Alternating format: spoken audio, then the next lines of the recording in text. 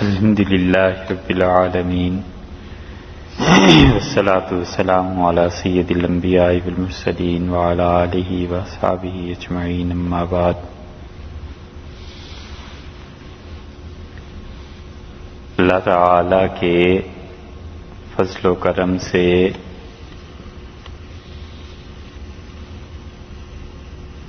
امریکہ میں بعض علمی نوعیت کی مصروفیات اور تفسیر کے لیے 26 نومبر 2004 کو آنا ہوا اور مارچ تک ایک پروگرام وہاں حیدرآباد ہندوستان کے مسلمانوں نے ایک پروجیکٹ رکھا ہوا ہے، اور ان حضرات کا خیال یہ تھا کہ ایک قرآن کریم کی پوری تفسیر کچھ ذرا سی تفصیل کے ساتھ وہ انٹرنیٹ پہ ڈال دیں تاکہ مسلمانوں کی ایک بہت بڑی ضرورت پوری ہو جائے۔ اس مقصد کے لیے انہوں نے پچھلے برس دعوت دی اور اللہ کا شکر ہے 10 پارے ہو گئے، اور اس برس بھی 10 پارے ہو گئے اور 20ویں پارے تک الحمدللہ پہنچ گئے، اور آئندہ سال امید ہے کہ مزید 10 پارے ہو جائیں تو یہ مسلمانوں کا ایک کام ہو جائے کہ قرآن کریم کی تفسیر اگر کوئی سننا چاہے، اس سے علمی کام کرنا چاہے تو اس کو دقت نہ ہو۔ اور پھر بعض دوستوں نے یہاں سے دعوت نامہ بھیجا تو یہ 2 ہفتے سے کینیڈا میں مختلف جگہ پر جانا ہوا، اور امریکہ میں بھی اور کینیڈا میں بھی ظاہر ہے کہ جب ہم مساجد میں گئے، وہاں ائمہ سے ملے اور مختلف لوگوں سے، تو سب سے زیادہ دلچسپ امام یہ آپ کے امام صاحب ملے۔ ایسے امام بھی کہیں ملے نہیں ہمیں۔ بڑی ہنسی آئی کہ یہ انٹرنیشنل لیول سے کم بات ہی نہیں کرتے۔ پاکستان، ہندوستان، کینیڈا، امریکہ، چین، جرمنی، معلوم نہیں کہاں کہاں کے قصے۔ ہمیں حیرت اس بات پہ ہوئی کہ ہم نے ان سے کہا کہ حضرت آپ انٹرنیشنل لیول سے کم بات نہیں کرتے، تو کہنے لگے میں تو بس یہاں ایک چھوٹا سا امام ہوں۔ تو ایک بات خیال میں آئی کہ ہمارے حنفی فقہا میں امام محمد رحمۃ اللہ علیہ بلکہ پوری امت میں پہلے آدمی ہیں جنہوں نے انٹرنیشنل لاز لکھے کہ ہمارا اور یہودیوں عیسائیوں کا کوئی بھی معاہدہ ہو، ان کے ساتھ تعلقات ہوں تو وہ کس نوعیت کے ہوں گے، تجارت کیسے ہوگی، ٹیکس کا نظام کیسے ہوگا، لڑائی ہو جائے تو کیا معاہدے ہو سکتے ہیں۔ تو وہ انٹرنیشنل لاز انہوں نے پہلی مرتبہ لکھے، اور ایک گورے نے جب وہ پڑھے ایک انگریز نے تو امام محمد رحمۃ اللہ علیہ کی کتابوں کی ٹرانسلیشن پڑھ کے وہ مسلمان ہو گئے۔ کسی نے پوچھا کہ یہ تمہارے اسلام کی کیا وجہ ہے؟ تو اس نے کہا یہ تمہارے چھوٹے امام محمد اتنے ذہین آدمی تھے، تو تمہارے بڑے محمد صلی اللہ علیہ وسلم کا کیا حال ہوگا، میں تو اس لیے مسلمان ہو گیا۔ مجھے اس لیے یاد آیا کہ گجراتیوں کے چھوٹے امام تو ایسے ہوتے ہیں بھائی، اور ان کے بڑے امام کوئی ہوں تو ان کا کیا حال ہو۔ ہم نے تو مولانا کا خطبہ سنا نہیں، تقریر جمعہ ہوتا تو بڑا اچھا ہوتا، سنتے، لیکن جو بات آپ سے عرض کرنا ہے وہ یہ ہے کہ آدمی کی زندگی بہت سی مصروفیات میں گزرتی ہے، اور سب سے اچھا حال کسی بھی آدمی کا یہ ہے کہ انسان کی زندگی اللہ کی یاد میں گزرے، اور اللہ کا ذکر 24 گھنٹے اس کے ساتھ رہے، اور اللہ کا ذکر جتنا انسان پر غالب آ جاتا ہے اتنا ہی اتنا اسے اللہ کا قرب نصیب ہوتا ہے۔ اللہ تعالی کے ذکر کی بڑی بڑی 3 قسمیں ہیں، اور اگر ہم اسے 3 حصوں میں تقسیم کریں تو اللہ کے ذکر کی ایک قسم تو یہ ہے جو حضرت مجدد الفسانی رحمۃ اللہ علیہ نے اپنے کسی مرید کو ایک خط میں لکھی ہے، اور لکھنے کو وہ ایک جملہ ہے بس، مگر اللہ کے ذکر کی ایک پوری قسم حضرت نے اس جملے میں بیان فرما دی، اور اسے لکھا کہ تم جب مجھ سے بیعت ہو، مرید ہو، تو تجارت میں حلال حرام کا خیال رکھا کرو، اور جتنا وقت بھی تجارت میں گزارو گے یہ سارا وقت بھی ذکر اللہ میں شمار ہو جائے گا، اس طرح اللہ کی یاد تمہارے ساتھ رہے گی، اور جو بیعت سے مقصد تھا اللہ کو یاد کرانا وہ پورا ہو جائے گا۔ یہ لکھنے کو ایک جملہ ہے، لیکن اللہ کی یاد کی مستقل ایک قسم ہے۔ فقہا نے بحث کی ہے اس بات پہ، اور محدثین نے، کہ رسول اللہ صلی اللہ علیہ وسلم نے فرمایا من کان آخر کلامہ لا الہ الا اللہ، جس آدمی کا آخری جملہ لا الہ الا اللہ ہوا، موت سے پہلے غفر اللہ، اللہ نے اس کے سارے گناہ بخش دیے۔ اور بڑے بڑے لوگ تمنا کرتے تھے کہ موت اس جملے پر آئے۔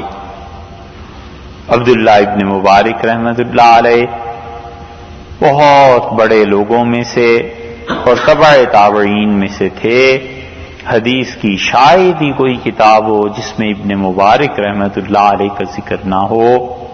وفات سے پہلے ان کے شاگرد حاضر ہوئے، اور ابن مبارک رحمۃ اللہ علیہ وہ ایک جگہ حدیث سننے کے لیے گئے۔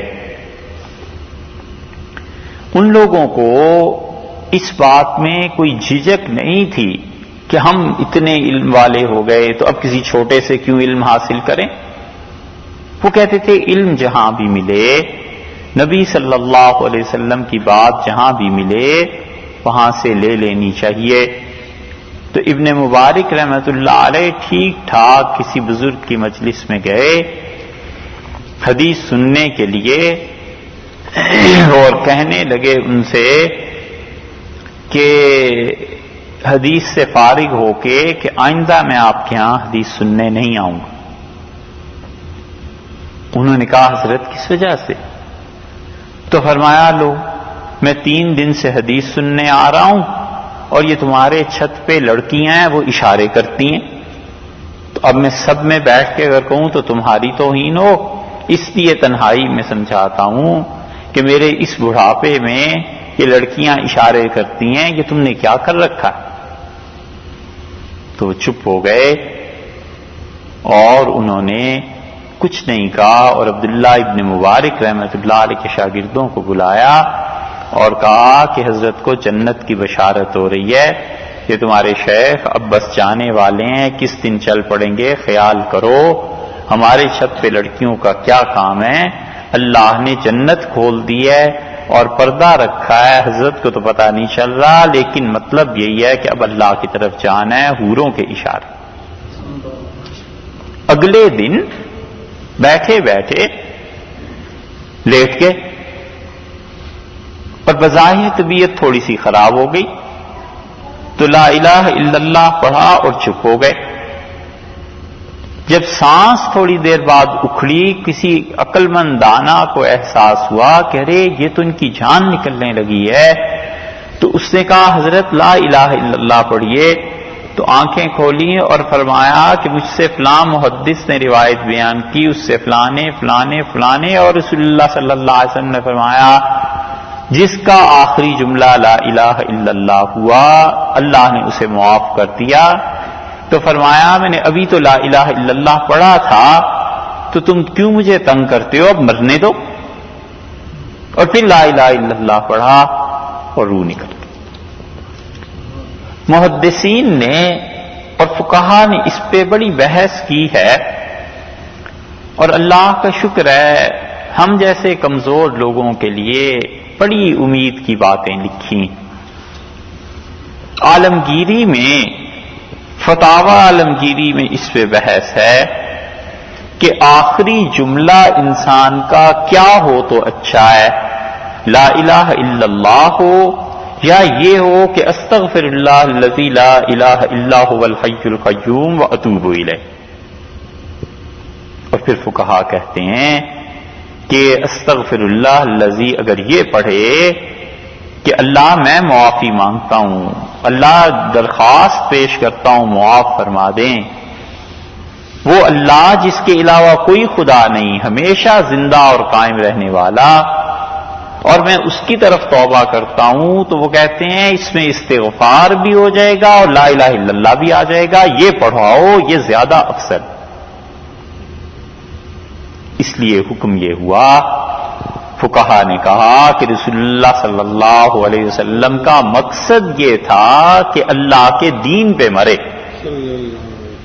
تو جب میت ہے، پتہ ہے کہ اب یہ جان ختم ہونے والی ہے، تو زور سے کلمہ اونچا استغفار اس کے سامنے پڑھو تاکہ وہ بھی استغفار پڑھے، کلمہ بھی پڑھو، یہ بھی پڑھو، کوئی چیز وہ پڑھ لے۔ اور اس سے بھی نچلے درجے پہ جب فقہا آئے تو انہوں نے کہا کہ ساری احادیث کو جمع کرو تو معلوم ہوتا ہے کہ رسول اللہ صلی اللہ علیہ وسلم کا مطلب یہ تھا کہ کوئی بھی میرا امتی جو مرے وہ اسلام پر مرے۔ تو انہوں نے کہا پھر ہم ہر اس انسان کی موت کو اسلام کی موت قرار دیں گے جو کسی بھی نیکی کے کام میں مر گیا۔ مثلا اس نے کہا یہ حج کے لیے پیسے رکھو، اس سال حج کریں گے، درخواست دے دی، بیمار ہو گیا اور انتقال ہو گیا بیچارے کا، کلمہ ہم نے نہیں سنا اس سے آخری وقت، لیکن اس کے اسلام پہ مرنے کا حکم لگایا جائے گا کیونکہ اس نے حج جو کرنا تھا تو اسلام کا اظہار کیا۔ ایک آدمی دکان سے اٹھا، کہا یہ پیسے فلاں مسجد میں دے دینا، یہ صدقہ کر دینا، اور راستے میں دورہ پڑ گیا دل کا اور انتقال ہو گیا۔ یہ آدمی لا الہ الا اللہ ہی پہ مرا ہے ہمارے نزدیک، کیونکہ اس نے آخری چیز جو بتا دی تھی وہ اللہ کے دین سے، خیرات سے، صدقے سے تعلق تھا۔ ایک آدمی گیا کسی معاملے میں اور اس کے سامنے حرام کا پیسہ، حلال کا یہ چیزیں آئیں، اس نے کہا نہ بھائی شریعت نے منع کیا ہے، ہم نہیں کرتے۔ بظاہر کچھ نہیں ہے، نہ داڑھی نہ کوئی اور چیز اسلام کی، وہ کہتا ہے شریعت نے منع کیا ہے، اور واپسی پہ انتقال ہو گیا۔ یہ اسلام ہی پہ اللہ کے ہاں پیش ہوگا، اس لیے کہ اس نے اسلام کی رعایت کی، اس نے کہا شریعت میں یہ چیز منع آئی ہے، یہ چیز ایسی ہے۔ ہمارے ایک استاد تھے،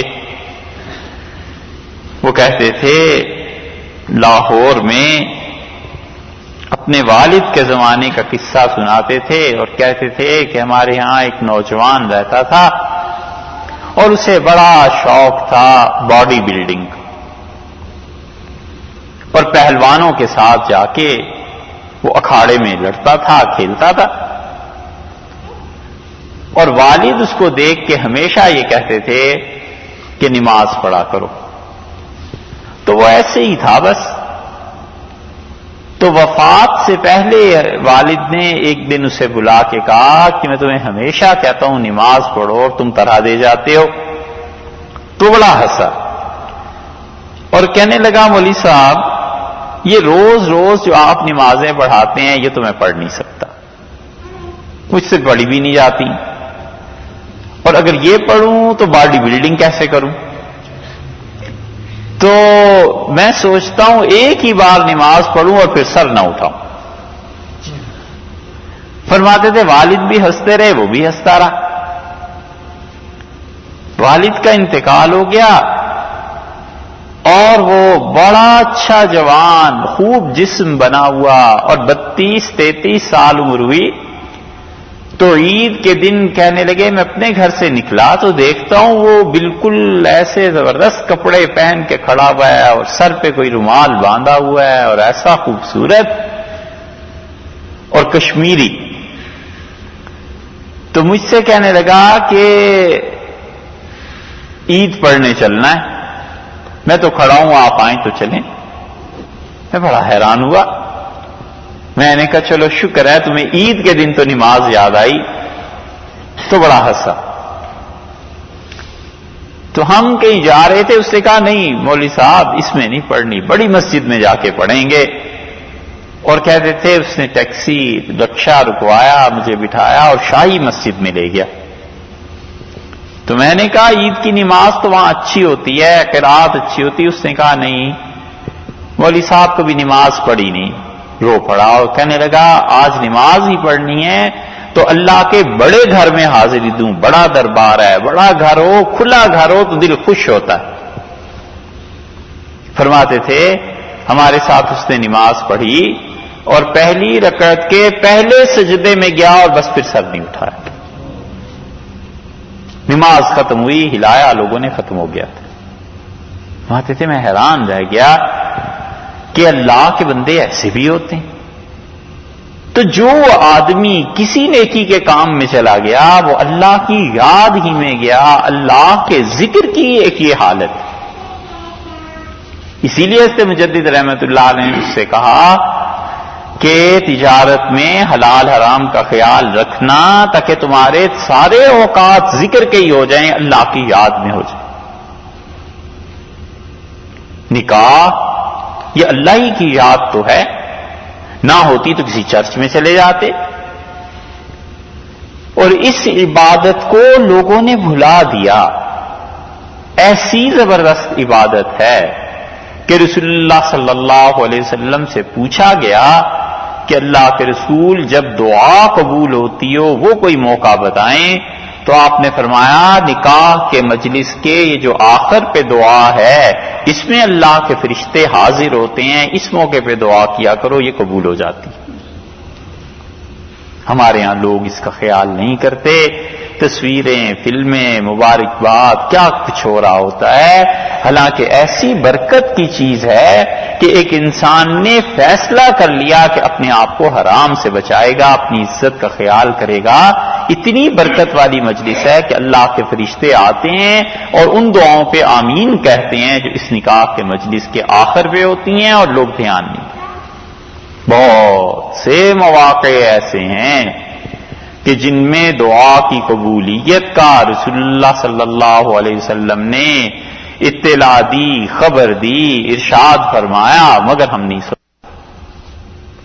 حدیث میں آیا ہے کہ جب بھی بارش نازل ہو اس کے جو پہلے قطرے ہیں بارش کے، اس میں کھڑے ہو کے دعا مانگو، اللہ اس دعا کو قبول کرتا ہے.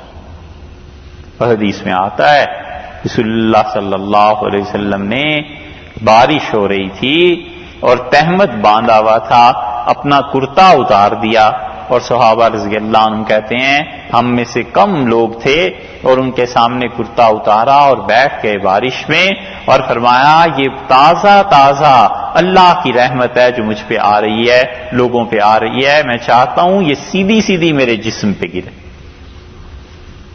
اور حدیث میں آتا ہے رسول اللہ صلی اللہ علیہ وسلم کبھی کبھی بارش جب ہوتی تھی اپنا ہاتھ پھیلا دیتے تھے اور جو قطرے ابتدائی طور پر گرتے تھے اسے لے کے اپنے چہرہ مبارک پہ جسم پہ مل لیتے تھے اور فرماتے تھے یہ بڑا نیا تحفہ آیا ہے میرے رب کی طرف سے ہمارے لیے. اور فرمایا ان قطروں میں کھڑے ہو کے دعا مانگا کرو، بارش کی ابتدا کی دعا قبول ہوتی. لوگ نہیں سمجھتے کتنے ہی مواقع کیسی کیسی چیزیں آتی ہیں اور ہم اللہ سے مانگنا بھول جاتے ہیں. اس نے کتنی راہیں دکھائیں کہ اس طرح مجھے یاد کرو. اب ایک آدمی اگر یہ کرتا ہے نکاح اللہ ہی کو یاد کر رہا ہے. ایسے ہی اللہ کے ذکر کی ایک یہ صورت ہے کہ آدمی شریعت کا خیال رکھے اور سوچے کہ شریعت نے کیا چیز کہی ہے، اس پہ عمل کرنا ہے. بار بار جب ذہن میں آتا ہے کہ اللہ کی بات ماننی ہے تو نتیجہ اس کا یہ نکلتا ہے کہ ہر کام میں سوچتا ہے کہ اللہ نے کیا حکم دیا ہے. یہ اس آدمی کی ذکر ہی کی حالت ہے.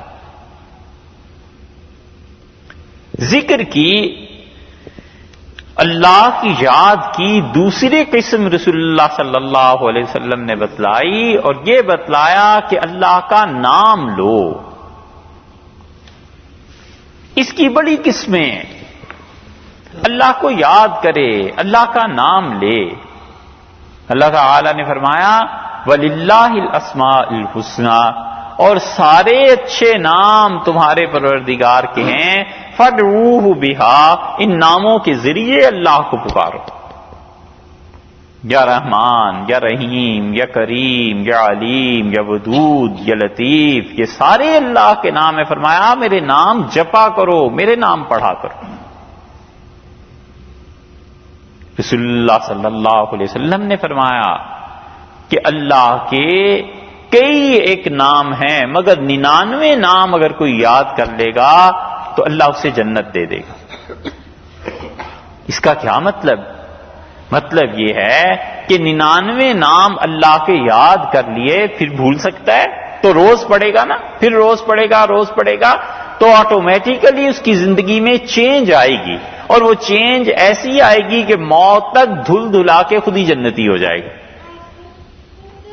اس لیے حکم فرمایا کہ اللہ کے 99 نام ہیں، انہیں یاد کرو. بچپن میں یاد کرا دیں، بچوں کو یاد کرا دیں. پڑھنا تو اس میں کچھ نہ کچھ ہے ہی، اللہ کے یہ نام پڑھتا رہے گا. نتیجہ یہ کہ اس پہ اللہ کے ان ناموں کا اثر ہوگا.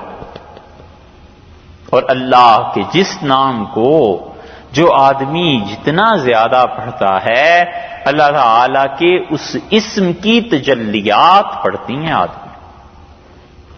اس لیے جو آدمی اللہ کی رحمت کے ناموں کو زیادہ پڑھتا ہے خدا کی رحمت کی تجلیات اس پہ پڑھتی ہیں اور اس کی طبیعت ایسی بن جاتی ہے کہ وہ لوگوں کے ساتھ بھی نرم ہو اور اللہ کی رحمت اسے کھیل.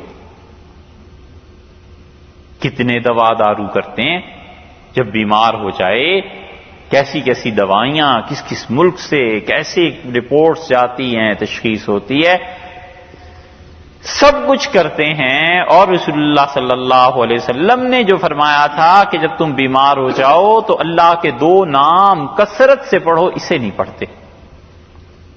سیدنا علی رضی اللہ عنہ کے پاس کوئی آتا تھا کہ بیمار ہو گیا ہوں، تو وہ کہتے تھے، مصنف ابن ابی شیبہ میں روایت آئی ہے کہ حضرت علی رضی اللہ عنہ تلقین فرماتے تھے کہ جب بھی بیمار ہو جاؤ کثرت سے خدا کے 2 نام پڑھو. یہ کہو کہ یا علیم، یا حلیم، یا کریم. یہ اللہ کے 2 نام کثرت سے پڑھے. یا حلیم، اے وہ ذات جو درگزر کرتی ہے، جو بردبار ہے، تحمل ہے. یہ بیماری کسی گناہ سے آ گئی ہوگی، اللہ درخواست کرتا ہے کہ مجھ سے درگزر فرما، میرے معاملے میں تحمل کا رویہ مجھ سے رکھا جائے. اور یا کریم، اے عزت والی ذات، اے عظمت والی ذات، فرمایا بار بار اسے پڑھو. یا حلیم، یا کریم، یا حلیم، یا کریم. تو بیمار کون نہیں ہوتا؟ ہر کوئی ہوتا ہے. بظاہر چلتا پھرتا ہے، شوگر ایک بیماری ہو گئی، بلڈ پریشر بیماری ہو گئی، دل کا دورہ ہو گیا یہ بیماری ہو گئی، ڈاکٹر نے کہہ دیا کہ آپ تو صاحب حالت ایسی ہے بس ذرا خیال کیجئے گا، کثرت سے اللہ کے نام یہ پڑھتا رہے، یا حلیم یا کریم، کسی وقت بھی موت آ سکتی ہے، کون اس سے بچا ہوا ہے؟ مگر اللہ کا نام جب پڑھتا رہے گا تو امید ہے انشاءاللہ خاتمہ بالخیر ہوگا۔ اللہ نے فرمایا میرے نام جپتے رہو، میرے نام پڑھتے رہو، میرے ناموں کے ذریعے مجھے پکارو، یہ اللہ کی یاد ہے۔ اچھا صاحب، اور اللہ کو کیسے یاد کرے؟ اللہ تعالی نے ہی بتا دیا، اس نے کہا صبح و شام میری تسبیح اور حمد بیان کرو، سبحان اللہ و بحمدہ، سبحان اللہ العظیم۔ ترمذی کی روایت میں آتا ہے کہ رسول اللہ صلی اللہ علیہ وسلم نے فرمایا یہ پڑھا کرو، سبحان ربی و بحمدہ، پاک ہے میرا پروردگار ہر اس عیب سے جو لوگ اس کے متعلق بیان کرتے ہیں، اور ساری تعریفیں میرے رب کے لیے۔ کیا کیا عیب بیان کرتے ہیں؟ کوئی شرک کی کوئی قسم کرتا ہے، کوئی قسم کرتا ہے، کوئی اللہ کے لیے عیسیٰ علیہ السلام کو، کوئی کسی کو۔ بندہ کہتا ہے سبحان اللہ، اللہ آپ ہر عیب سے پاک۔ اب تک جتنی چیزیں پڑھی اللہ کی پاکی کے سلسلے میں، بھئی ہمیں سب سے اچھی بات مولانا روم کی لگی۔ مولانا روم نے بڑی اچھی بات کہی، انہوں نے کہا کہ اللہ تم سے یہ کہتا ہے کہ یہ جو تم تسبیحاں پڑھتے رہتے ہو نا کہ اللہ تو پاک ہے، اللہ آپ پاک ہیں پاک ہیں پاک ہیں، زبردست بات، ہمیں تو بھئی بڑی پسند آئی، اپنے اپنے ذوق کی بات ہے۔ انہوں نے کہا اللہ کہتا ہے من نہ کردم پاک تسبیح شان را، لوگو یہ جو تم میری پاکیاں بیان کرتے رہتے ہو، تمہاری تسبیحوں سے میں پاک نہیں ہوتا، یہ تم پڑھنے سے خود پاک ہوتے ہو، ہم پہ کیا فرق پڑنا؟ من نہ کردم پاک تسبیح شان را، یہ جو تسبیحاں تم پڑھتے ہو یہ اپنے ہی آپ کو پاک کرتے ہو، میری ذات اس سے بلند ہے کہ تم مجھے پاک کرو اور تم میرے لیے گواہی دو۔ کیسی زبردست بات کہی ہے۔ اس لیے جب ہم کہتے ہیں کہ اللہ تو پاک ہے تو ہم اپنا ہی کوئی اقرار اور بھلا اور نفع کرتے ہیں، اللہ کی ذات کو کیا فرق پڑنا۔ رات ہے، آپ کہتے ہیں رات ہے، اور ایک آدمی کہتا ہے کہ بھئی کوئی رات نہیں ہے، تو آپ اپنے بینا ہونے کا، آنکھوں کا روشنی ہونے کا ثبوت دیتے ہیں، رات پہ کیا فرق پڑا؟ اور کوئی کہتا ہے کہ رات نہیں تو اپنے اندھا ہونے کا ثبوت دیتا ہے، رات پہ کیا فرق پڑنا ہے، وہ تو ہے ہی ہے۔ اسی طرح انہوں نے کہا من نہ کردم پاک تسبیح شان را، لوگو جو تم تسبیحاں پڑھتے رہتے ہو نا میری پاکی کی، یہ نہ کہیں بھولنا کہ میں پاک ہوتا ہوں، پاک تم خود ہی ہوتے ہو، میں اس سے بلند و بالا ہوں کہ میری مخلوق کہیں مجھے پاک کر۔ اس لیے اپنی پاکی کو تسبیح پڑھے، اپنی نظر کا ثبوت پیش کرے، اپنی عقیدت، اپنی بندگی کا کہ اللہ میں آپ کے ہی بندہ ہوں، یہ جتنے شرک کرتے ہیں میں بیزار ہوں، اللہ آپ پاک ہیں اس سے، یہ جو کچھ کرتے ہیں اے پروردگار میں اس کے خلاف کی گواہی دیتا ہوں۔ اسی لیے رسول اللہ صلی اللہ علیہ وسلم نے فرمایا کہ ہر نماز کے بعد سبحان اللہ و بحمدہ، سبحان اللہ العظیم، یہ صبح شام، اور ہر نماز کے بعد 33 مرتبہ سبحان اللہ، 33 مرتبہ الحمدللہ، 34 مرتبہ اللہ اکبر پڑھا کرو۔ توجہ سے پڑھے تو یہ بہت بڑا ذکر ہے، اور مشین لگا لے ایسے، اللہ جانے کیسے پڑھتے ہیں، 1 منٹ نہیں پورا ہوتا اور 100 مرتبہ ایسے پڑھ لیتے۔ نہیں ہے بھائی وقت تمہارے پاس، دوسری روایت پہ عمل کر لو، ترمذی میں آیا ہے 10 بار پڑھے، اور رسول اللہ صلی اللہ علیہ وسلم اگر تم 100 بار پورا کر لو، 33 اور 34 مرتبہ سبحان اللہ الحمدللہ اللہ اکبر، تو آپ نے فرمایا یہ 5 نمازوں میں 500 ہو جائے گا، اور اللہ تمہارے لیے 10 گنا بڑھا کر لکھ دے گا، تو یہ 5000 نیکیاں ہو جائیں گی۔ اور ارشاد فرمایا اگر تم مصروف ہو تو 10 بار پڑھ لیا کرو، یہ ہر نماز کے بعد 10 مرتبہ پڑھا تو 30 مرتبہ ہو گیا ایک نماز میں، 5 نمازوں میں 150 ہو گیا، اور ارشاد فرمایا اللہ کے یہاں تمہاری 1500 نیکیاں لکھ لی جائیں گی۔ دھیان سے پڑھے، توجہ سے پڑھے۔ اور اسی تسبیحات کو فرمایا صاحبزادی صاحبہ حضرت فاطمہ رضی اللہ عنہا، رسول اللہ صلی اللہ علیہ وسلم کو بڑی محبت تھی، ان سے بڑا تعلق تھا۔ سیدنا علی رضی اللہ عنہ نے مکہ مکرمہ میں آئے، اور حضرت علی رضی اللہ عنہ کی عمر کیا تھی؟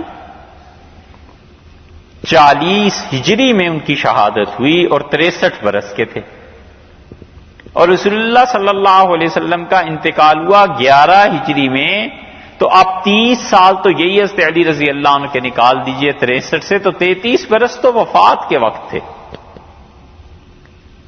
اور اس سے بھی پہلے 6 برس پہلے تقریباً رسول اللہ صلی اللہ علیہ وسلم جب مکہ مکرمہ میں آئے، تو اس موقع پہ حضرت علی رضی اللہ عنہ جب 27-28 برس کے نوجوان تھے ابھی، تو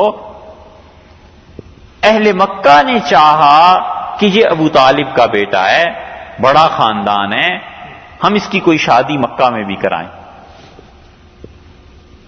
تو حضرت علی رضی اللہ عنہ کے بھائی جو وہاں رہتے تھے، عقیل تھے اور لوگ تھے، ہمشیرہ رہتی تھی ام ہانی رضی اللہ عنہ، باقی لوگ، انہوں نے کہا علی ایک شادی کر لو، تو حضرت علی رضی اللہ عنہ کا کرا دو۔ اور رشتہ جو تجویز ہوا وہ رشتہ ہوا ابو جہل کی بیٹی سے، کیونکہ رشتہ داریاں تو تھیں آپس میں سب کی، اور حضرت فاطمہ رضی اللہ عنہا کو پتہ چل گیا کہ دوسری شادی کے لیے یہ رشتہ ہو رہا ہے، تو وہ آئیں اور رسول اللہ صلی اللہ علیہ وسلم سے عرض کیا کہ علی کے لیے لوگ کوشش کر رہے ہیں دوسری شادی کی، اور سیدنا علی رضی اللہ عنہ کو نہیں معلوم تھا کہ معاملہ اتنا بڑھ جائے گا، اور رسول اللہ صلی اللہ علیہ وسلم تشریف لائے اور حرم میں بیت اللہ میں سب کو جمع کیا، اور آپ نے فرمایا لوگوں جو چیز اللہ نے حلال کی ہے، 4 یعنی شادیاں، میں اسے حرام نہیں کہتا، اور جو چیز اللہ نے کوئی حرام کر دی میں اسے حلال نہیں کہتا، لیکن بات یہ ہے کہ اللہ کے دشمن کی بیٹی اور میری بیٹی دونوں ایک گھر میں نہیں رہ سکتی۔ واللہ لا تجمع بنت رسول اللہ، اللہ کی قسم رسول اللہ صلی اللہ علیہ وسلم کی بیٹی اور عدو اللہ خدا کے دشمن کی بیٹی ابو جہل کی، یہ دونوں ایک جگہ نہیں رہ سکتی، اور علی اگر چاہتے ہیں کہ اس سے شادی کریں تو میری بیٹی کو طلاق دے دیں۔ اور پھر فرمایا علی کو معلوم نہیں ہے جو چیز فاطمہ کو تکلیف دیتی ہے وہ مجھے بھی تکلیف دیتی ہے، اور جو فاطمہ کو پریشان کرتی ہے وہ مجھے بھی پریشان کرتی ہے، اور تم جانتے نہیں ہو بضعۃ منی، فاطمہ تو میری جان ہے، میرے جسم کا ٹکڑا ہے۔ اسی لیے رسول اللہ صلی اللہ علیہ وسلم کو اتنی محبت تھی ان سے کہ جب وہ آتی تھیں کھڑے ہو جاتے تھے، ان کا سر ماتھا چومتے اپنی جگہ پر بٹھاتے تھے۔ بچے ہو گئے اور صاحبزادی صاحبہ نے اتنا ادب، اتنا احترام، یہ کبھی کبھی ہم سنتے ہیں نا کہ بیان کرتے ہیں کہ اگر فاطمہ بنت محمد نے چوری کی ہوتی تو ہم اس کا ہاتھ کاٹ دیتے، یہ سنی ہے نا حدیث۔ ہمارے اساتذہ جب بخاری پڑھاتے تھے تو کہتے تھے میاں یوں ترجمہ نہ کیا کرو، کہتے تھے یہ ادب کے خلاف ہے۔ رسول اللہ صلی اللہ علیہ وسلم تو کہتے تھے اپنی صاحبزادی صاحبہ کے متعلق تاکہ سمجھائیں، اور وہ ترجمہ کرتے تھے، کہتے تھے کہ اگر فلاں کی بیٹی نے بھی چوری کی ہوتی تو میں اس کا بھی ہاتھ کاٹ دیتا۔ فرماتے نہ نام لیا کرو، یہ ادب کے خلاف۔ اور مثال دیتے تھے کہ کوئی تمہارے ماں باپ کو گالی دے تو تم گھر میں آ کر یہ تھوڑا ہی کہتے ہو کہ فلاں نے آپ کو یہ کہا تھا، یہی کہتے ہو نا کہ برا بھلا کہا، آپ کی برائی کر رہا تھا۔ فرمایا ادب کے خلاف، یہ اساتذہ کہتے تھے۔ اور ہمارے اساتذہ انور شاہ صاحب رحمۃ اللہ علیہ سے پڑھے ہوئے تھے، نقل کرتے تھے کہ سید انور شاہ صاحب رحمۃ اللہ علیہ ڈابھیل میں حدیث پڑھائی حضرت نے، حضرت نے فرمایا یہ نہ کہو کہ فاطمہ محمد صلی اللہ علیہ وسلم کی بیٹی چوری کرتی تو اس کا ہاتھ کاٹتے تھے، بس یوں کہو کہ اگر فلاں کی بیٹی بھی چوری کرتی تو اس کا ہاتھ کٹ جاتا، یہ نہ کہا کرو۔ یہ ادب ہے نا۔ اس محبت کی ایک بات آپ سے عرض کریں. حضرت عمر رضی اللہ عنہ اپنے زمانے میں مسجد نبوی میں نماز پڑھاتے ہی تھے. تو یہ جو سورت آئی ہے 30ویں پارے میں، رسول اللہ صلی اللہ علیہ وسلم مکہ مکرمہ میں کفار مکہ بڑے بڑے سردار بیٹھے ہوئے تھے، انہیں دین کے لیے دعوت دے رہے تھے. اور ایک صحابی نابینا ابن ام مکتوم رضی اللہ عنہ آ گئے، اور وہ نابینا تھے، نہیں نظر آتا تھا، اور انہوں نے آ کر رسول اللہ صلی اللہ علیہ وسلم کو اپنی طرف توجہ دلانا چاہیے. تو آپ مصروف تھے کہ کوئی سردار ان میں سے مسلمان ہو جائے تو ایک ایک کے ساتھ ہزار ہزار آدمی مسلمان ہو جائے گا. انہوں نے پھر کرنا چاہا تو رسول اللہ صلی اللہ علیہ وسلم تھوڑے سے ناراض ہوئے، اور چہرہ مبارک پہ پیشانی پہ شکنیں آ گئیں. اللہ نے وہی نازل فرما دی. اللہ نے فرمایا عبس و تولی، اور چہرہ مبارک پہ شکنیں ڈالنی. ان جاءہ الاعمی، جب آپ کے پاس ایک نابینا آدمی آیا. وما یدریک لعلہ یزکیٰ، کیا خبر ہے آپ اسے نصیحت کرتے وہ آپ کی بات مان جاتا. جو آپ سے منہ پھیر دیتے ہیں، نہیں سننا چاہتے، ان کو آپ سناتے ہیں، اور جو خود چل کے آیا ہے آپ اس سے بے اعتنائی اعراض کرتے ہیں. تو رسول اللہ صلی اللہ علیہ وسلم نے انہیں بلایا، اور آپ نے فرمایا بھئی تمہاری وجہ سے ہمیں ڈانٹ پڑ گئی. حضرت عمر رضی اللہ عنہ نماز پڑھاتے تھے. ایک مرتبہ صبح کی نماز کے بعد کہیں تشریف لے جا رہے تھے، سنا تو ایک صحابی رضی اللہ عنہ فجر کی نماز مسجد میں پڑھا رہے تھے، اور یہی صورت پڑھی عبس و تولی. پھر اگلے دن گزرے، پھر انہوں نے یہی صورت پڑھی، پھر گزرے، پھر کسی دن صورت پڑھی تو حضرت عمر رضی اللہ عنہ نے بلا لیا اور فرمایا کیوں اس صورت کو بار بار پڑھتے ہو؟ قرآن میں اس کے علاوہ تمہیں کوئی صورت نہیں ملی. ایسی محبت تھی رسول اللہ صلی اللہ علیہ وسلم سے کہ ہے تو یہ بھی قرآن ہی، صورت ہے، پڑھنا بھی درست ہے، فرمایا کوئی اور صورت پڑھا کرو. یہ محبت ہے نا، تعلق ہے. تو رسول اللہ صلی اللہ علیہ وسلم کا بڑی محبت کا تعلق تھا لوگوں کے ساتھ. اپنی صاحبزادی صاحبہ سر چومتے بٹھاتے. حضرت علی رضی اللہ عنہ نے کہا جب صاحبزادی صاحبہ نے شکایت کی اور عرض کیا کہ گھر میں کام بہت ہوتے ہیں اور میں کپڑے دھوتی ہوں اور چولہا جلتا ہے، آگ اس میں کھانا پکنے کے لیے، تو کپڑے میلے ہو جاتے ہیں، دھواں چڑھ جاتا ہے، تو آپ ایک نوکر رکھتے ہیں. انہوں نے کہا میری تو اتنی حیثیت ہے نہیں، البتہ رسول اللہ صلی اللہ علیہ وسلم سے عرض کرتا ہوں، کرو تم جا کے والد صاحب سے مانگ لو، غلام آتا ہے کوئی دے دیں گے. تو حضرت فاطمہ رضی اللہ عنہا حاضر ہوئیں اور شرم سے بات کہہ نہیں سکی. پھر دوسری مرتبہ آئیں، پھر تیسری مرتبہ حضرت علی رضی اللہ عنہ خود لے آئے اور کہا کہ یہ آپ کی صاحبزادی شرم سے کہہ نہیں سکتی اور اسے گھر کے کاموں میں تکلیف ہوتی ہے، کوئی غلام اسے دے دے. تو رسول اللہ صلی اللہ علیہ وسلم نے فرمایا علی، فاطمہ رضی اللہ عنہما، فرمایا دیکھو میرے پاس کوئی غلام ہوتا تو میں اسے بیچ کے یہ جو میرے غریب صحابہ رضی اللہ عنہ میں ان پہ ہی نہ وہ پیسے خرچ کر دیتا. اور پھر جو بات کی ہے کس غضب کی بات تھی.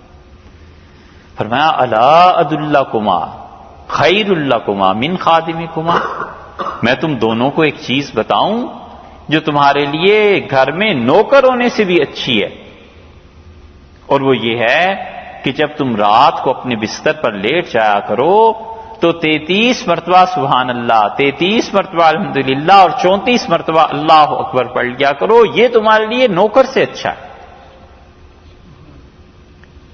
حافظ ابن حجر رحمۃ اللہ علیہ نے فتح الباری میں اس پہ عجیب بات لکھی. انہوں نے کہا یا تو مطلب رسول اللہ صلی اللہ علیہ وسلم کا یہ ہے کہ دن بھر میں جتنی تمہاری طاقت میں کمی آ گئی گھر کا کام کرتے کرتے، یہ جملے پڑھو گی تو اللہ اتنی برکت دے دے گا، تمہاری صحت طبیعت ٹھیک رہے گی. اور یا پھر دوسرا مطلب ان محدثین نے لکھا ہے، بڑی زبردست بات، انہوں نے کہا رسول اللہ صلی اللہ علیہ وسلم کے کہنے کا مطلب یہ تھا کہ جب تم لوگ یہ پڑھتے رہو گے تو زندگی بھر کوئی محتاجی نہیں ہوگی، کسی کی ضرورت ہی پیش نہیں آئے گی، اپنے ہاتھوں پاؤں چلتے پھرتے دنیا سے چلے جاؤ گے، نوکر کی کیا ضرورت ہے۔ اس لیے یہ اللہ کا ذکر ہے۔ کون چاہتا ہے کہ بڑھاپے میں معذور ہو جائے؟ اگرچہ بیٹے بیٹیاں ہی خدمت کرنے والے ہوں، لیکن آدمی کہتا ہے کسی کی خدمت کی ضرورت ہی پیش نہ آئے۔ یہ نسخہ ہے، رات کو سونے سے پہلے یہ پڑھ لے، بس چلتے پھرتے ہی دنیا سے اٹھ جاتا ہے، کسی کی خدمت کی ضرورت ہی نہیں، کسی کا احسان ہی نہیں۔ اور یہی ہوا، حضرت فاطمہ رضی اللہ عنہ کا بیمار ہوئی اور بلایا حضرت اسماء رضی اللہ عنہ کو اور فرمایا میری طبیعت خراب ہو رہی ہے، اور والد صاحب نے کہا تھا رضی اللہ عنہ، وہ کہتے تھے علیہ الصلوۃ والسلام کہ مجھ سے سب سے پہلے آ کے ملو گی تو میرا خیال ہے کہ میں بچوں گی نہیں، تو مجھے نہلا دو تاکہ میرا غسل ہو جائے اور میں پاک ہو جاؤں۔ اور نہلایا انہیں اور لٹایا بیماری کی وجہ سے، اور اسماء رضی اللہ عنہ کہتی ہیں میرے دیکھتے ہی دیکھتے انتقال فرما گئے۔ حضرت علی رضی اللہ عنہ کا بھی یہی ہوا۔ ان سے کسی نے کہا کہ آپ نے پھر یہ پڑھا تھا؟ تو انہوں نے کہا تیری ماں تجھے روئے، رسول اللہ صلی اللہ علیہ وسلم نے مجھے فرمایا تھا کہ یہ پڑھا کرو، تو میں بھلا چھوڑ سکتا تھا؟ میں تو روز ہی پڑھتا تھا۔ اس نے کہا وہ صفین کی جنگ جو ساری رات اب کھڑے رہے تھے، انہوں نے کہا اس دن بھی پڑھا تھا مگر تھوڑا سا دیر ہو گئی تھی۔ ان کا اس دن بھی میں نے نہیں چھوڑا۔ سیدنا علی رضی اللہ عنہ کی شہادت بھی ایسے ہی ہو گئی۔ یہ اللہ کا ذکر ہے۔ رات کو سونے سے پہلے 2 منٹ لگتے ہیں، 3 منٹ لگتے ہیں، یہ 100 مرتبہ پڑھ لے، جان چھٹی لوگوں کی خدمت سے اور جان چھٹی لوگوں کی کسی معاملے سے، چلتے پھرتے انسان چل پڑتا ہے، اپنے ہاتھوں اپنے پاؤں، ایمان پہ موت بھی آ جاتی ہے۔ ایسا نسخہ بتا دیا۔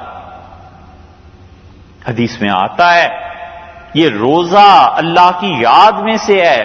رسول اللہ صلی اللہ علیہ وسلم نے فرمایا ذی الحج کے یہ 9 دن، آپ نے فرمایا یہ 8 روزے، یکم ذی الحج سے لے کے 8 تک کا روزہ، ان میں سے ہر روزہ تمہارا 1 سال کے نفل روزوں کے برابر ہے۔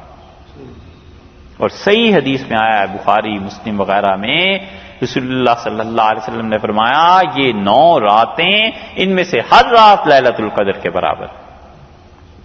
ہم ایک لیلۃ القدر کے لیے رمضان میں اعتکاف کرتے ہیں کہ کہیں لیلۃ القدر مل جائے، رات رات بھر کھڑے رہتے ہیں، نوافل مصروفیات دوسری۔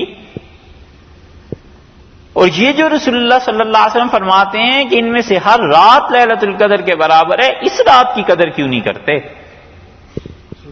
اور آپ نے فرمایا وہ 9 ذی الحج کا روزہ، سنتن قبلہا و سنتن بعدہا، 1 سال کا روزہ، یہ روزہ جو 9 ذی الحج کا ہے، فرمایا 1 سال پچھلے اور 1 سال آئندہ آنے والے تمہارے دونوں گناہ معاف ہو گئے۔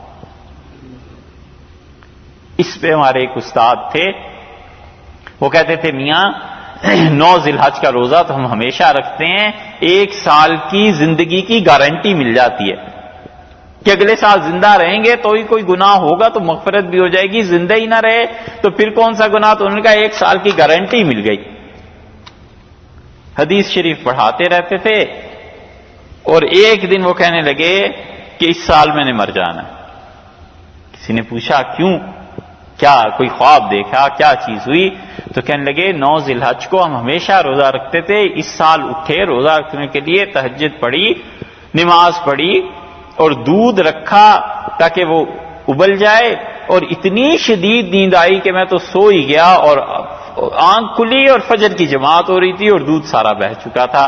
تو میں نے کہا اوہو، اب اس سال روزہ نہیں ہوا، اس کا مطلب یہ ہے کہ آخری سال ہو گیا زندگی کا، اور واقعی 6 مہینے بعد 7 مہینے بعد انتقال ہو گیا۔ رسول اللہ صلی اللہ علیہ وسلم یہ 9 ذی الحج کا روزہ، 1 سال جو گزر گیا اور ایک جو آئندہ آنا ہے، اس کے تمہارے گناہ معاف کرا دیتا ہے۔ وہ کہتے تھے 1 سال کی گارنٹی مل جاتی ہے کہ اگلے سال جئیں۔ عجیب و غریب چیزیں، یہ اللہ کا ذکر ہے، درود شریف اللہ کا ذکر ہے، رسول اللہ صلی اللہ علیہ وسلم پر کثرت سے صلاۃ و سلام بھیجنا، یہ ذکر کی بہت اعلیٰ قسموں میں سے ایک قسم ہے۔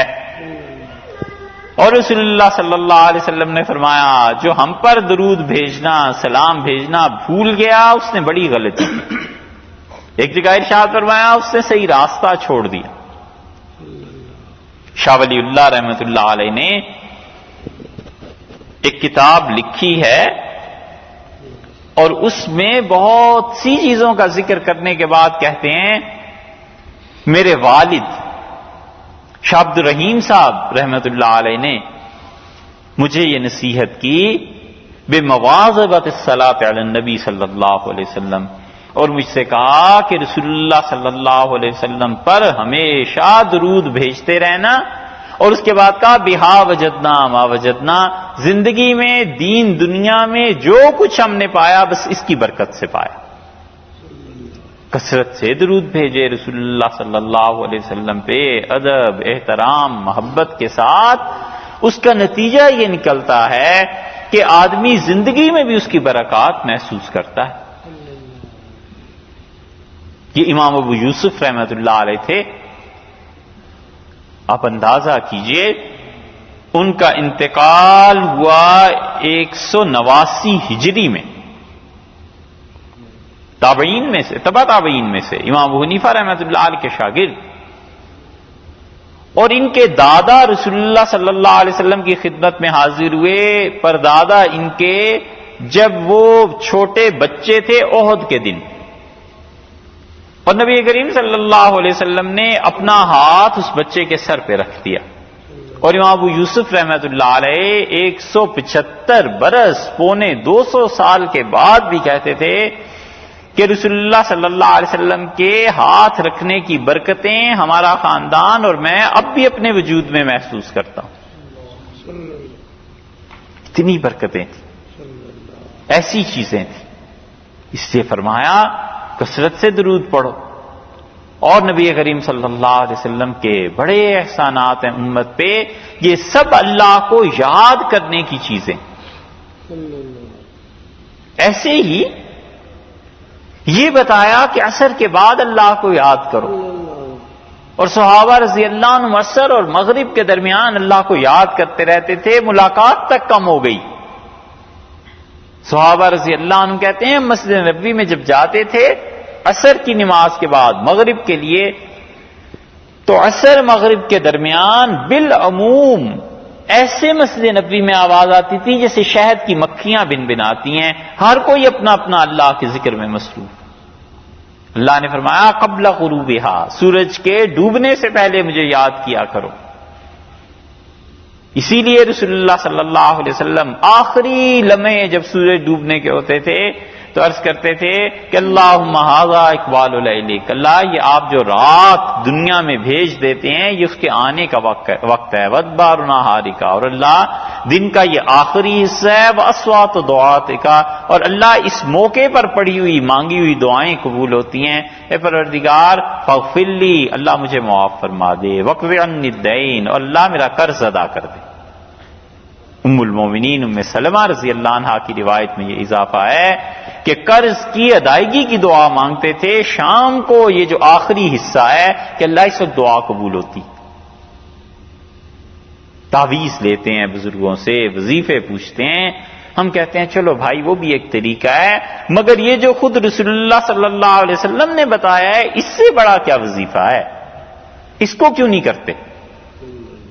ان کو کرے، برکت بھی، ذکر بھی، اور رسول اللہ صلی اللہ علیہ وسلم سے ثابت بھی کہ ان چیزوں سے برکت ہوتی.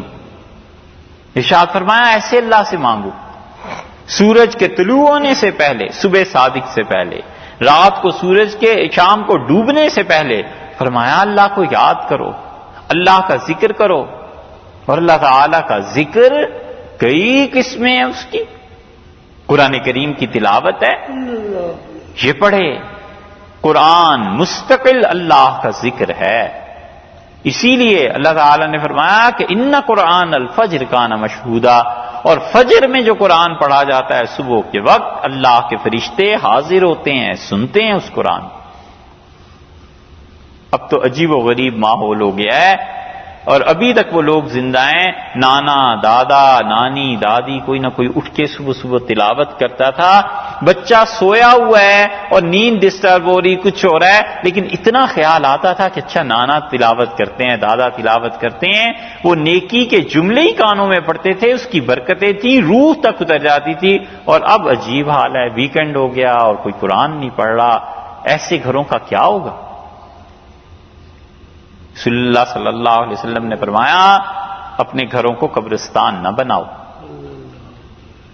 یہ حدیث فقہا کے ہاں بھی گئی تو فقہا نے کہا اس کا مطلب یہ ہے کہ گھر میں بھی نماز پڑھا کرو, کچھ حصہ نماز کا گھر قبرستان کی طرح نہیں ہونا چاہیے, اللہ کی یاد ہو. اسی لیے ایسے لوگ مل جائیں گے جو بچے تھے اور قرآن کریم کچھ نہ کچھ یاد تھا.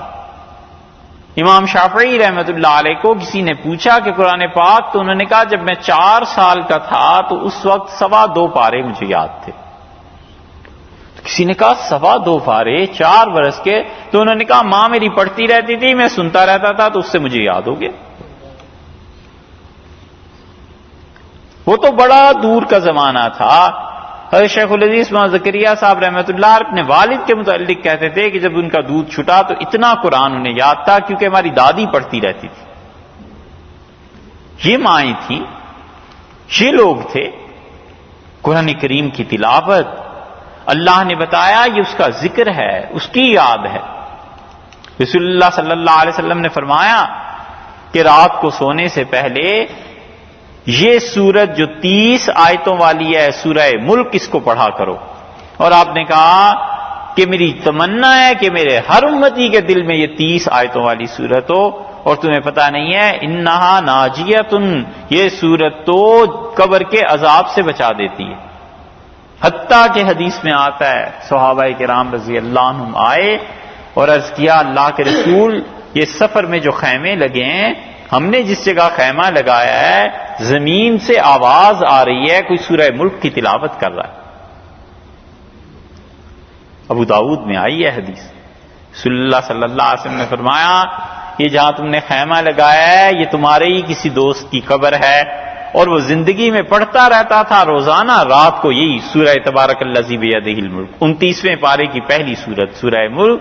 اور آپ نے فرمایا پھر وہ قبر میں گیا اور اس نے اللہ سے اجازت مانگی کہ مجھے یہاں بھی یہ سورت پڑھنے دی جائے, اور اللہ نے اسے اجازت دے دی. قبر میں بھی قرآن پڑھ رہا ہے. ایسے عجیب و غریب لوگ تھے. حضرت انس ابن مالک رضی اللہ عنہ کے ایک شاگرد تھے, اور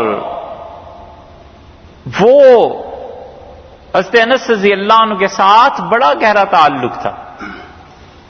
وہ جب آتے تھے تو انس رضی اللہ عنہ کہتے تھے میرے ہاتھوں پہ خوشبو لگاؤ, اور فرماتے تھے یہ اس سے کم پہ راضی ہی نہیں ہوتا کہ جب آتا ہے میرے ہاتھ چومتا ہے. ان کا انتقال ہو گیا, اور حدیث کی کتابوں میں ان کے حالات میں آتا ہے کہ ایک آدمی نے آ کے ان کی بیٹی سے کہا کہ آپ کے والد کا انتقال ہو گیا, لیکن جب ہم دفن کر رہے تھے تو میرے جیب سے کچھ پیسے گر گئے, وہ قبر میں چلے گئے, مجھے خیال نہیں رہا, تو آپ اجازت دیں ہم ان کی قبر کو کھول لیں. تو انہوں نے کہا مجھے تو کوئی اعتراض نہیں, نکال لو پیسے. تو وہ گئے, اسی وقت ابھی تدفین ہوئی تھی اور آئے تھے, اسی وقت گئے, جا کے مٹی کچی تھی ہٹائی, اور وہ کہتے تھے جب میں نے پہلی اس پہ جو تہ لگی ہوئی تھی پتھروں کی پڑیاں جو پڑی ہوئی تھیں, ایک اٹھایا اسے, اور میں اور میرا دوست چپ ہو گئے اور ہم نے رکھ دیا اور مٹی ڈالی, اور ہم نے کہا سبحان اللہ یہ تو کھڑے ہو کے نماز پڑھ رہے ہیں قبر میں. کہتے تھے ہم ان کی بیٹی کے پاس گئے اور ہم نے ان سے کہا کہ آپ کے والد کوئی خاص کام؟ انہوں نے کہا کچھ بھی نہیں, جیسے تم لوگ مسلمان ہو ہم ایسے ہی تھے. تو میں نے ان سے پوچھا کوئی خاص بات؟ انہوں نے کہا بس انہیں نماز سے بڑی محبت تھی, اور تہجد پڑھتے تھے والد, اور کہتے تھے اللہ اگر کسی کو قبر میں نماز کی اجازت ملی ہو تیری مخلوق میں سے تو مجھے بھی دے دے, نماز بڑی اچھی لگتی ہے. تو انہوں نے کہا آپ سچ کہتی ہیں, ہم نے اپنی آنکھوں سے دیکھا ہے قبر کھل گئی ان کی اور وہ کھڑے نماز پڑھ رہے. یہ عبادت جو ہم پہ اب واجب ہے نا، ضروری ہے. موت کے بعد واجب ضروری تو نہیں رہتی، لیکن اللہ کے ایسے بندے ہیں جنہیں جس عبادت سے تعلق ہو جاتا ہے وہ وہاں جا کے بھی وہی عبادت کرتے رہتے ہیں. جس کو نماز سے تعلق ہے وہاں نماز پڑھتا رہتا ہے، جس کو قرآن سے تعلق ہے وہاں تلاوت کر رہا ہے. اس لیے اعمال آدمی کے منقطع نہیں ہوتے، روح میں وہ عمل غالب آ جاتا ہے. اور اسی طرح جو ظلم کرتا ہے وہاں جا کر بھی ظلم کی چیزیں اس کے سامنے آتی ہیں. وہ ظلم تو کسی پہ کیا کرے گا، لیکن وہ مکروہ اعمال اس کے قبر میں سامنے آتے ہیں. اسی لیے رسول اللہ صلی اللہ علیہ وسلم نے فرمایا، لوگوں یہ کون سی وادی ہے؟ عرض کیا گیا یہ فلاں وادی ہے. آپ نے فرمایا یہ دیکھو اللہ کے نبی موسیٰ علیہ الصلوۃ والسلام ہیں اور انہوں نے اپنے دونوں کانوں پہ ہاتھ رکھے ہوئے ہیں اور یہ زور زور سے کہہ رہے ہیں کہ لبیک اللہم لبیک. فرمایا یہ حج کے لیے جا رہے ہیں. مسلم کی روایت میں آتا ہے رسول اللہ صلی اللہ علیہ وسلم نے فرمایا، میں جب معراج میں جا رہا تھا تو مجھے اشارہ کیا جبریل نے اور اس نے کہا یہ دیکھیے. تو میں نے دیکھا زمین میں تو ایک آدمی اپنی قبر میں کھڑے ہو کے نماز پڑھ رہا تھا. تو میں نے کہا یہ کیا ہے؟ اس نے کہا یہ موسیٰ علیہ السلام ہے، قبر میں نماز پڑھ رہے ہیں. اور آپ نے فرمایا عمر اگر تم میرے ساتھ ہوتے تو یہ جو بیت المقدس ہے، یہ جو مسجد ہے، اس کے متعلق فرمایا تھا کہ اس کے بالکل قریب موسیٰ علیہ السلام کی قبر ہے اور مٹی میں وہ نیچے دھس گئی ہے، زمین میں چلی گئی ہے، وہ اپنی قبر میں کھڑے نماز پڑھ رہے. اور رسول اللہ صلی اللہ علیہ وسلم یہ دیکھو یونس علیہ السلام ہے. اور فرمایا دیکھو یہ اپنی اونٹنی پہ سوار ہیں اور حج کرنے جا رہے ہیں. تو اعمال کو موت منقطع نہیں کرتی. یہ تھوڑا ہی ہے کہ اعمال ختم ہو گئے.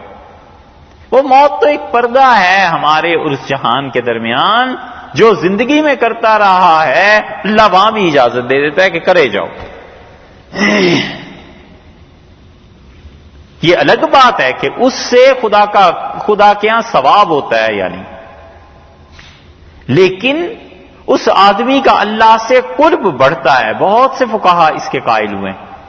وہ کہتے ہیں کہ وہ اللہ کا قرب تو ایک راستہ ہے. جب تم نے توبہ کر لی تو اللہ کی طرف چلنا شروع ہو گئے، چلتے چلتے چلتے چلتے کہاں پہنچو گے؟ یہاں تک کہ جس دن خدا کو قیامت میں دیکھو گے سجدہ کر دو گے اللہ کے سامنے.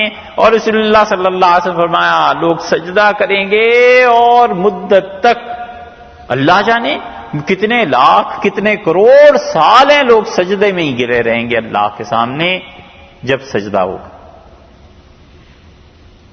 اسی لیے شاہ ولی اللہ رحمۃ اللہ علیہ نے لکھا حجت اللہ البالغہ میں کہ جو نماز ہے نا، اصل میں یہ اپنے اندر اتنی طاقت پیدا کرنے کا نام ہے کہ اس کی آنکھیں اللہ کی زیارت کر سکیں. کہتے ہیں اس لیے پابندی ضروری ہے، وگرنہ تم محروم ہو جاؤ گے، طاقت پیدا نہیں ہوگی اللہ تعالیٰ کو دیکھنے کی. تو پڑھتا جاتا ہے پڑھتا جاتا ہے پڑھتا جاتا ہے یہاں تک کہ اتنی طاقت پیدا ہو گئی کہ حق تعالیٰ شانہ کی رویت قیامت میں ہو جائے. سجدہ کرے گا، کتنے لاکھ کتنے کروڑ سال سجدے میں ہی لوگ پڑے رہیں گے. اللہ کا ایسا فضل. مولانا روم نے مثنوی میں عجیب بات لکھی. مولانا کہتے ہیں تم یوں سمجھو، کہتے ہیں ہم انسانوں کے چہرے دیکھتے ہیں تو مدہوش ہو جاتا ہے. کہتا ہے اتنی خوبصورت چیز اللہ نے پیدا کی، اتنا خوبصورت جوان، اتنی خوبصورت لڑکی. وہ کہتے ہیں یہ جو حسن تم دیکھتے ہو یہ کیا چیز ہے؟ پھر کہتے ہیں چیزوں میں حسن ہوتا ہے، عمارت دیکھو بلڈنگ دیکھو تو اس کی خوبصورتی. آدمی کہتا ہے سبحان اللہ. قالین بنتا ہے اس کی خوبصورتی، ہر چیز کی ایک بیوٹی ہے نا. وہ کہتے ہیں یوں سمجھو کہ بہت بڑا مٹی کا ڈھیر بنایا اللہ تعالی نے، اور اس کیچڑ مٹی پر اللہ نے حسن کو چھڑکا. تو اس مٹی سے جو پتلے بنے، مٹی سے جو چیزیں بنی، تو ہر ایک کے حصے میں اتنا ہی حسن آ گیا جتنا چھڑکاؤ میں اس میں پڑا تھا. پھر کہتے ہیں جب یہ مثال تم نے سمجھ لی تو اس سے اگلی بات یہ سمجھو کہ یہ وہ حسن ہے جو مٹی میں ملا کر کم کر کے بھیجا گیا، اور جب تم مطلقاً حسن کو دیکھو گے، ایبسولوٹ بیوٹی جو سراپا حسن ہے اللہ کی تجلیات اور اللہ کی ذات، تو پھر تم کیسے سجدہ نہیں کرو گے؟ کہتے ہیں اس کو دیکھ کے تو تم بے اختیار سجدے میں گر جاؤ گے، اپنے پہ قابو نہیں رہے گا کہ یہ ذات اللہ کی، یہ حسن، یہ خوبصورتی۔ تو بندہ اعمال کو کرتا ہے، یہ اعمال موت سے ختم تھوڑی ہوتے ہیں۔ رسول اللہ صلی اللہ علیہ وسلم نے فرمایا اپنے بیٹے کے متعلق، حضرت ابراہیم علیہ السلام کے متعلق آپ نے فرمایا میرے بیٹے کا انتقال ہو گیا اور اس کے دودھ پلانے کی عمر ابھی پوری نہیں ہوئی تھی، اللہ نے جنت میں ایک حور سے دے دیا، دودھ پلاتی ہے۔ اعمال کہاں منقطع ہوئے، اعمال تو جاری ہیں۔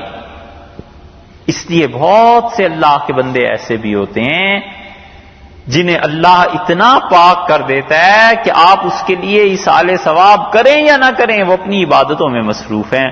اس کی روح کو اللہ کے ساتھ تعلق ہی ایسا ہو گیا ہے کہ وہ ہماری ان دعاؤں کے بھی کبھی کبھی محتاج نہیں ہوتے۔ یہ بھی اللہ کا ذکر، اللہ کی یاد جتنی غالب آئے گی قبر میں وہ کر رہا ہے، اللہ کے ساتھ اس کا تعلق قائم ہے، قرآن کریم کے ذریعے اللہ سے تعلق قائم کرے۔ یہ چیزیں ہیں اللہ کو یاد کرنے کے لیے۔ وقت کیا ہو گیا ہے؟ کچھ سوال جب پوچھنا ہو ابھی آپ کر سکتے ہیں 5-10 منٹ 10 منٹ بات کریں؟ اچھا چلو، 9:30 بجے۔ اچھا، اسی ذکر کو دیکھیے کہ موت اعمال کو منقطع نہیں کرتی۔ اقبال نے کتنی اچھی بات کہی۔ علامہ اقبال کہتے ہیں کہ موت کو سمجھے ہیں غافل اختتام زندگی۔ غافل لوگ یہ سمجھتے ہیں کہ موت پر زندگی ختم ہو گئی ہے، یہ صبح زندگی، صبح دوام زندگی، یہ تو ایک نئی صبح طلوع ہوئی ہے، ایک دن تمہارا ختم ہوا ہے، اب جو صبح شروع ہوئی ہے یہ صبح جو ہے یہ تو مسلسل چلتی رہے گی، اس صبح کی شام ہی نہیں ہونی۔ تو زندگی میں جن نیکیوں میں مصروف تھا اللہ اسے موت کے بعد بھی کبھی کبھی توفیق دے دیتے ہیں، وہ اللہ کا اپنا ایک نظام ہے، اس میں بندوں کا دخل نہیں۔ یہ تو نبوت نے ہمیں صحیح چیزیں بتا دیں، رسول اللہ صلی اللہ علیہ وسلم کی نگاہ مبارکہ نے کام کیا، انہوں نے بتایا کہ یہ چیزیں قبروں میں بھی پیش آتی، یوں اللہ کا قرب ملتا ہے۔ یہ تلاوت، یہ ذکر، یہ اللہ کا یاد کرنا، حتیٰ کہ اس کا اثر کبھی کبھی قبر پہ ظاہر ہو جاتا ہے، حتیٰ کہ اتنا زیادہ ہوتا ہے ذکر اور اللہ کے یہاں قبولیت کہ اس آدمی کی قبر پہ اس کے آثار ظاہر ہو جاتے ہیں۔ امام بخاری رحمۃ اللہ علیہ کے متعلق مورخین لکھتے ہیں کہ امام بخاری رحمۃ اللہ علیہ کا جب انتقال ہوا تو ان کی قبر کی مٹی سے خوشبو پھوٹنے لگی، خوشبو آنے لگی، یہ ظاہر ہو گیا۔ یہ حافظ ابن حجر رحمۃ اللہ علیہ صحیح بخاری کے شارح تھے، اور حافظ رحمۃ اللہ علیہ نے کوئی 26-27 برس زندگی کے لگا کے بخاری کی شرح لکھی، ساری زندگی حدیث میں گزر گئی۔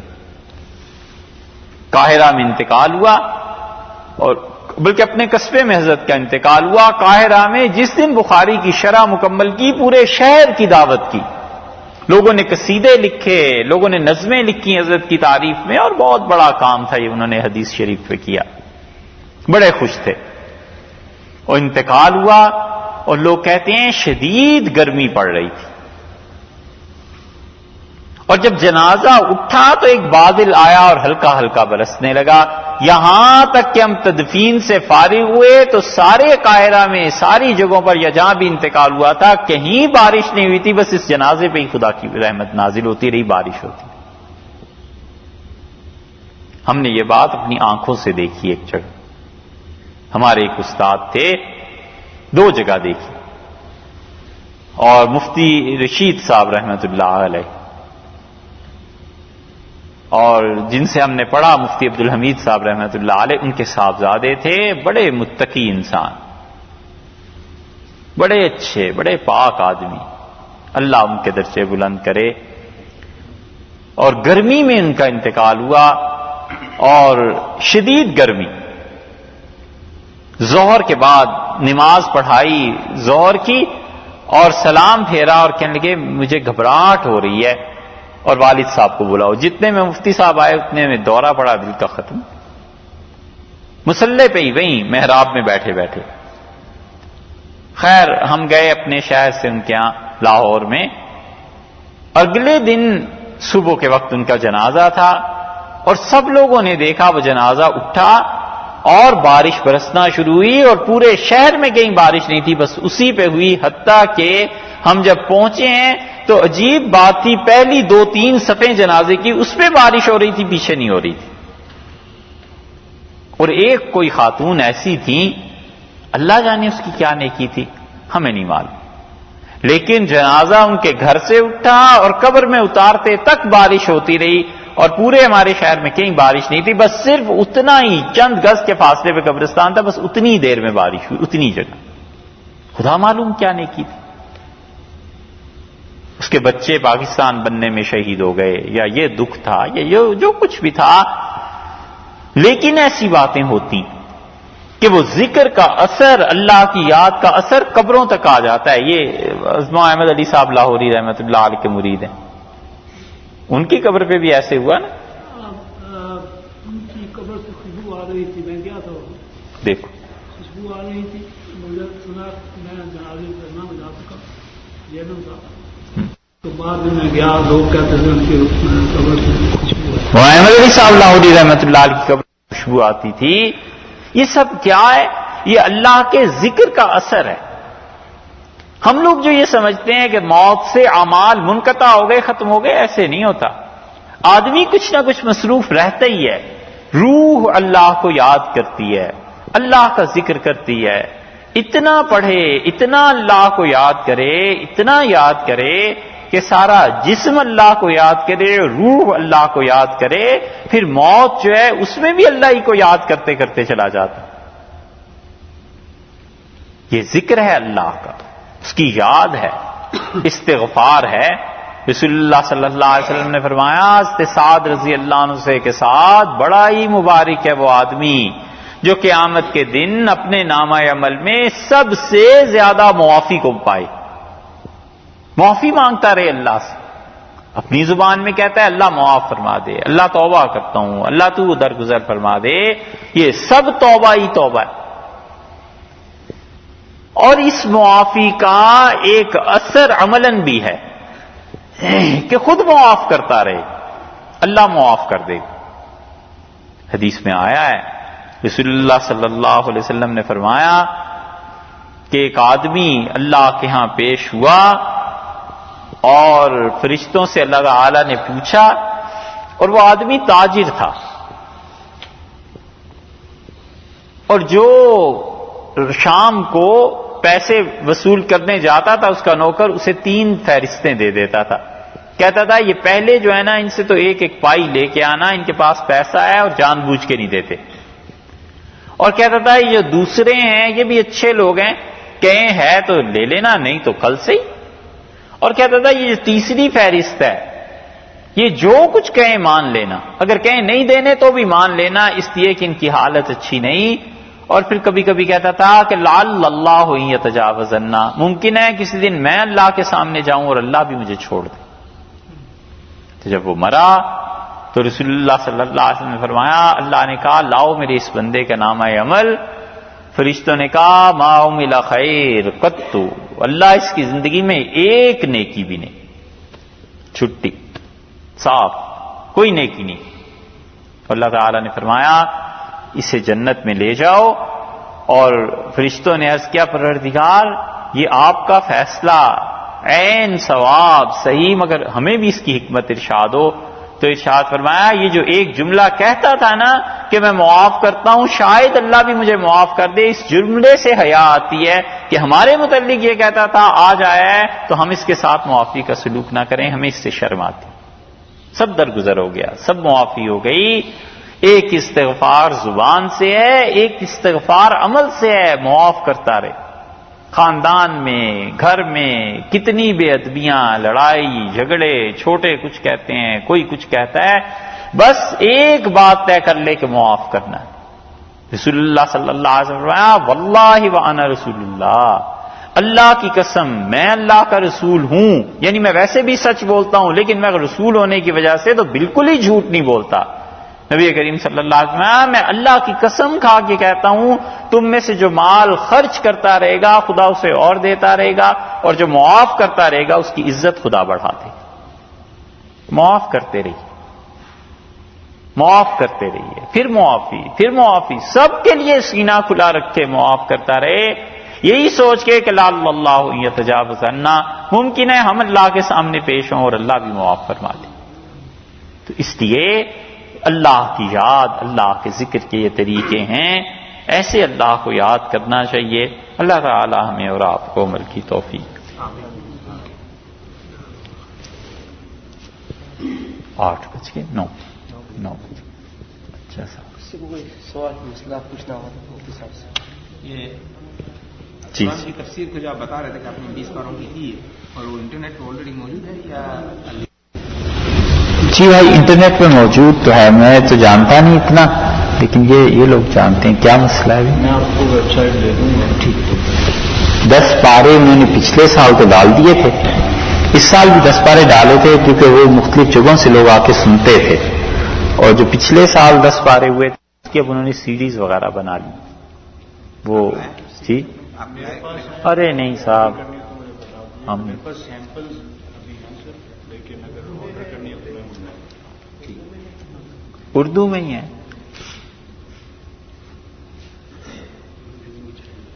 امام بخاری کہاں بخارا سمرقند اب بھی مزار ہے جی۔ تبارک اللہ نے جو آیا ہے کہ رات کے سونے سے پہلے پڑھنا جی، یہ اس کا وقفہ جو مغرب سے شروع ہو جاتا ہے رات تک یا عشاء کے بعد؟ عشاء کے بعد بس پڑھ لے۔ نے بھی اعمال کے متعلق آیا نا رات کو کرنے کے، اگر عشاء کے بعد کر لے گا تو اسی حکم میں آ جائیں گے۔ اور اگر مغرب کے بعد شروع کرے تو وہ بھی اسی زمرے میں آئیں گے؟ ہاں پاس حضرات کے نزدیک تو رات شروع ہو جاتی ہے، اس لیے وہ کہتے ہیں، لیکن زیادہ احتیاطی کہ عشاء کے بعد بس پڑھ لے۔ تھوڑے دن پڑھیں گے یاد ہو جائے گی، خود ہی سے سوتے ہیں بستر میں ہی پڑھ سکتے ہیں۔ جی ہاں بالکل یاد ہے۔ جو آپ حدیث بیان کرتے ہیں کہ اللہ تعالیٰ نے ابھی آپ نے بیان کیا کہ وہ اللہ تعالیٰ نے معاف کر دیا، کہ اس کو کوئی ریفرنس بنا نہیں دیتا کہ یہ حدیث میں ہے، کس چیپٹر سے لیا گیا ہے، کہاں سے ہے؟ جس طرح اکثر جو ہے بیک یہ تو ہم نے کہا کہ کہے جاتے ہیں تو وہ اس سے کہنا جی اس میں کوئی حدیث ایسی نہیں جس کا ریفرنس نہ دیا ہو، اس میں ہم نے کہا بخاری مسلم کی روایت میں آیا، تو ہم نے عرض کیا یہ جو قبر میں پڑھنے کی روایت تھی ہم نے کہا دودھ میں آیا، اسی لیے ہم اس کے احتیاط کرتے ہیں۔ بالعموم ہوتا ہوگا ہم سے بھی، لیکن بالعموم ہم کتاب کا حوالہ ضرور دیتے ہیں تاکہ کوئی پڑھنا چاہے تو اس کے پاس ریفرنس ہو کہ یہ حدیث کہاں آئی، کہ حدیث کا معاملہ بڑا سخت ہے۔ رسول اللہ صلی اللہ علیہ وسلم نے بتایا ہے جس نے مجھ پہ جھوٹ بولا اپنا ٹھکانہ جہنم سوچ، اور حدیث جو ہے وہ تو صحیح، قصے کہانیاں جو بیان کرتے ہوں گے وہ ان سے کہیے، ایسی بات حدیث کے بارے میں تو نہیں کہ حدیث میں کوئی قصے کہانیاں، یہ لفظ غیر مناسب ہے صاحب، جو بھی کہتا ہو کوئی، مگر حدیث کے معاملے کو اس سے نہ تشبیہ دیجیے کہ یہ قصے کہانی۔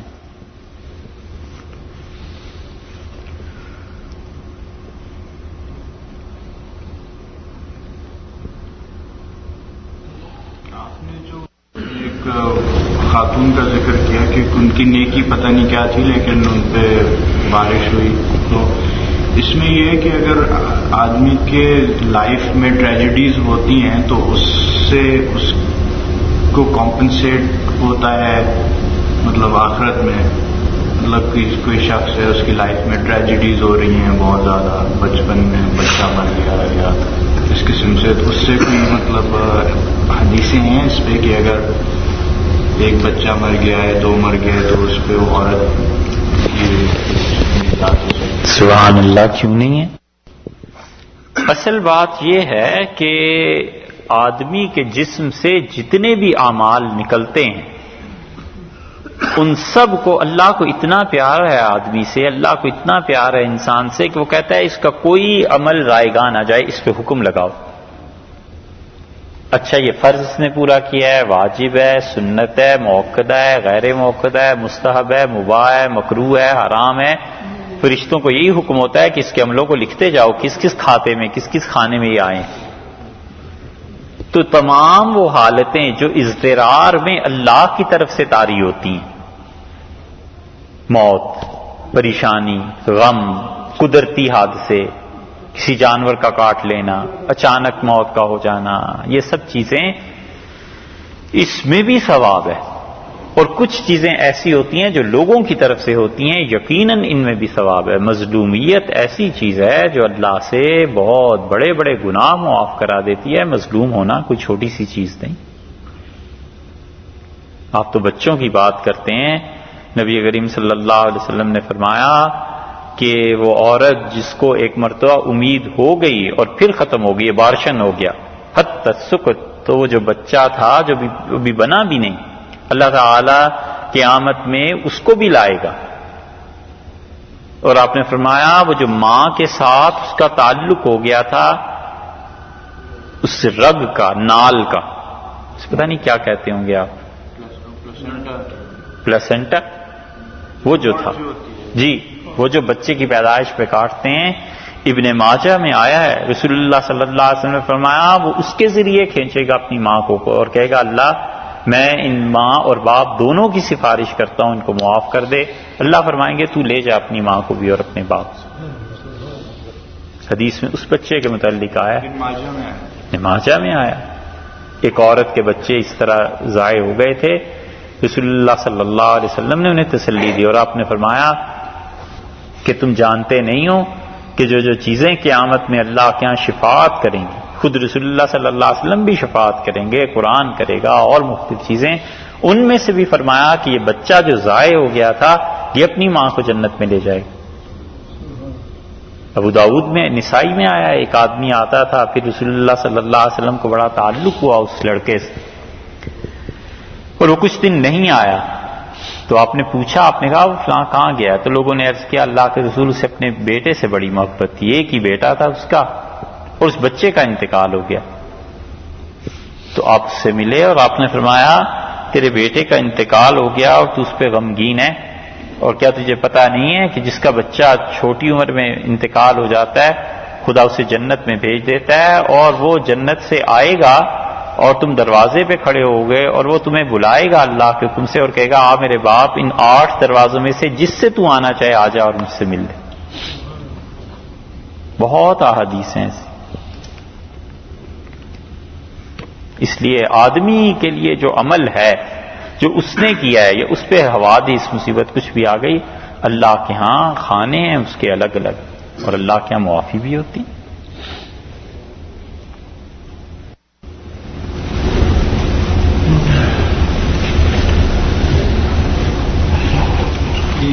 یہاں پہ چونکہ عشاء جو ہے سمر میں وہ 11 بجے تک چلی جاتی ہے، بعض مسجدوں میں 11:20 پر پڑھتے ہیں، تو اس لحاظ سے وہ جو عمل ہے عشاء کے بعد وہ مغرب کے بعد کر لیتے ہیں، اس لیے کیونکہ عشاء کے بعد جو ہے لیٹ ہو جاتا ہے.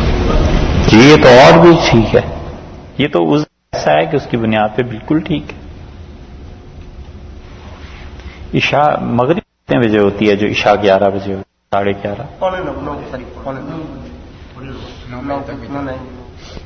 9 بجے مغرب ہوتی ہے اور عشاء 11 تک جاتی ہے، 11:11 آخری ابتدائی شروع.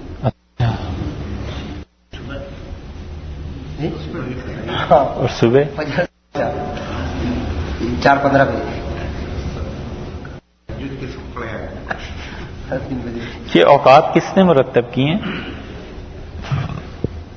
یہ لوگ ٹائم چینج کر دیتے ہیں، ابھی چینج کیا انہوں نے لاسٹ نائٹ. جب مغرب 9 بجے ہوئی تو عشاء جو ہے وہ 10:30 بجے کیوں نہیں ہوئی؟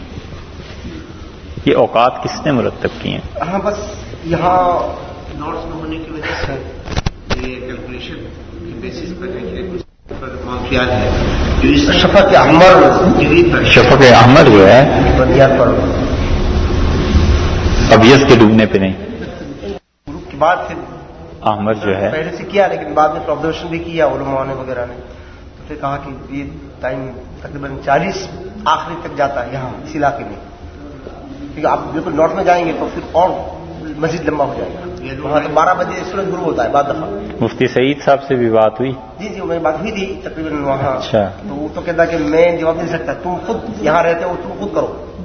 میں نے کہا کہ مفتی صاحب آپ خود میرے استاد ہیں، میں بہت دفعہ گیا ٹورنٹو میں، ملے ان سے اور کہا کہ یہ مسئلہ حل کرو، کیونکہ بعض لوگ ہیں تو یہ 1.25 گھنٹے یا 1 گھنٹہ 20 منٹ 1.5 گھنٹے میں پڑھ لیتے ہیں۔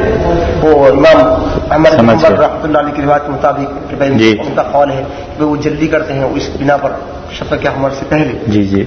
تو کہا کہ احناف کے نزدیک یہ ہے، لیکن ہم نہیں جانتے، ہم یہاں رہتے نہیں تو ہمیں معلوم نہیں، آپ یہاں رہتے ہیں، ہم یہاں کے علماء بیان کرو، کیونکہ یہ برطانیہ کے اندر ایسا ہوتا ہے، یہاں سے بھی لیٹ ہوتا ہے نا برطانیہ میں، عشاء کی نماز جاتی تھی 11:30 آخر شروع 11:30 اور فجر تقریباً 4 سے پہلے 3:45، تو وہاں 82 کے اندر سے علماء جمع ہوئے تھے پوری دنیا سے، ہمارے استاد بھی گئے ہوئے تھے، تو پھر انہوں نے بتایا کہ سب گئے ہوئے تھے، تو پھر انہوں نے وہ غیر معتدل علاقے میں جو شمار ہوتے ہیں نا اس میں پھر اس بنیاد پر قریب تمہارے ملک میں ہے وہاں سے معلوم کر لوں۔ وہاں یعقوب صاحب نے، وہاں یعقوب صاحب، یعقوب قاسمی لندن میں، تب علماء جمع ہوئے تھے نہیں وہ تو ہوئے تھے، لیکن وہاں یعقوب قاسمی صاحب کو جانتے ہیں؟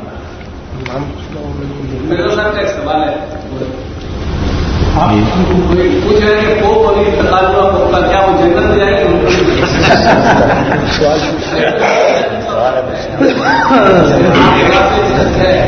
جی میں جواب دیتا ہوں، میں پہلے بات پوری کر لوں۔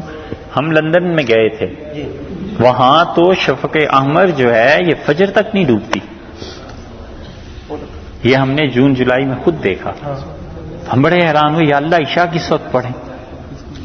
تو پھر انہوں نے وہ گنتی لگائی نہیں کہ قریب جو ملک ہے دوسرے، ہاں انہوں نے 1.5 گھنٹے کے بعد وہاں سے پھر وہ ریسرچ کیا۔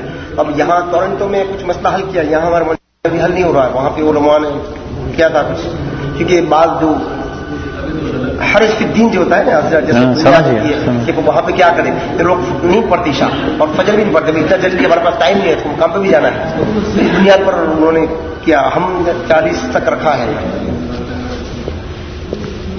اس سوال کی کیا ضرورت پیش آئی؟ جی آج میں انٹرنیٹ پر ایک چیز میں نے دیکھی، انٹرنیٹ میں ایک چیز انہوں نے دیکھی، اچھا کیا دیکھا صاحب؟ وہ ریپیٹ کر دیں گے کہ عمر رضی اللہ عنہ ایک عیسائی پادری مرا، تو اس کو اس کا جو شاگرد تھا اس کو آواز دی، تو بولا کہ یہ آدمی آج مر گیا ہے، بولا جی، تو وہ رونے لگے، تو کہنے لگا آپ کیوں رو رہے؟ وہ کہنے لگا میں اس لیے رو رہا کہ یہ اس کی جہنم کی عذاب کی وجہ سے، کہ اس کو اللہ تعالیٰ کتنا عذاب دے گا، یہ آج میں جبکہ اس نے اتنی محنت کی اور جس پر اس کا آثار تھے۔ ان کا سوال کا جواب یہ جو آپ نے سوال پوچھا ہے اسی لیے تو پوچھ رہا ہوں، اس کی ضرورت کیا پیش آئی؟ مطلب ہزاروں عیسائی مرتے ہیں، تو آپ نے پوچھا ہوگا نا علماء سے۔ جی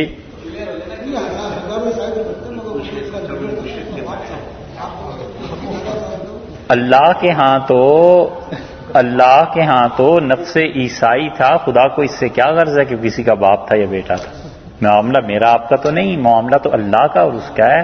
یہی ہم کہتے ہیں کہ آپ نے آخر اور بھی علماء سے پوچھا ہوگا، کوئی آج ہی تو نہیں کوئی عیسائی مرا، یہ کیسے ہو سکتا ہے؟ نہیں، یہ یہاں کے ماحول کا کچھ اثر ہے، جب مدر تھیریسا مر گئی تو پوچھا جاتا تھا، ڈایانا مر گئی تو سب کو پوچھا گیا، پوپ مر گیا تو اس کے لیے پوچھا گیا۔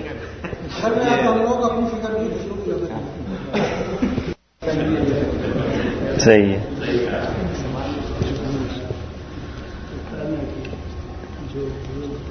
اس پہ کوئی 2 سے 3 گھنٹے کی بحث ہے پوری کہ کافروں کے عمل کا اور کافروں کے عقیدے کا کیا ہوگا، اور وہ جو تفسیر ہے نا قرآن پاک کی اس میں آئی ہے اس مرتبہ، تو آپ سے سنیے تو آپ کے سوال کا اس سے بھی بڑھ کے جوابات ہیں کہ امت کا مسلک کیا رہا ہے۔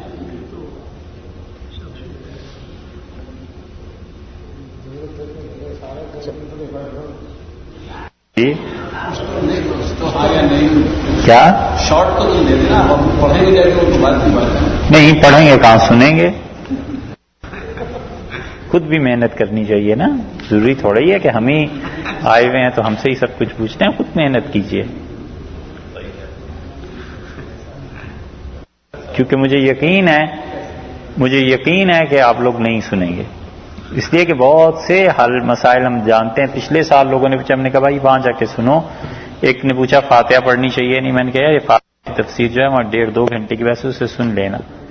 کوئی نہیں سنتا. لوگ چاہتے ہیں پکی پکائی مل جائے. وہ کیوں بھائی؟ کچھ خود بھی محنت کرو. جائیے سنیے. ہاں یہ